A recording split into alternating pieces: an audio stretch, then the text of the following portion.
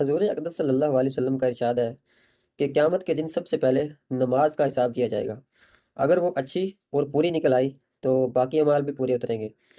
اور اگر نماز خراب نکلی تو باقی اعمال بھی خراب ہوں گے۔ تو یہ حدیث متعدد بار دیکھنے میں آئی ہے کہ نماز کے بارے میں ارشاد فرمایا گیا کہ نماز سکون سے پڑھو۔ اگر نماز تمہاری خراب نکل آئی قیامت کے دن سب سے پہلے نماز کا حساب ہوگا، اگر خراب نکلتی ہے تو باقی اعمال بھی خراب ہوں گے۔ اور اس میں کوئی شک نہیں، یہ بالکل 100% بالکل درست بات ہے جو کہ حدیث میں وارد ہوئی ہے، اس میں نعوذ باللہ ہم کوئی شک نہیں کر سکتے۔ تو اس لیے بغور آپ مشاہدہ کر لیں کہ اگر آپ نماز نہیں پڑھتے تو پہلی بات تو نماز کی پابندی کریں، اور اگر نماز کی پابندی ہے تو کوشش کریں کہ جلدی جلدی نماز نہ پڑھیں۔ تو یہاں پر ایک واقعہ اور سناتا ہوں آپ کو۔ حضرت عمر بن خطاب رضی اللہ تعالیٰ عنہ، انہوں نے اپنے دورہ خلافت میں تمام حکام کے پاس ایک پیغام بھیجا کہ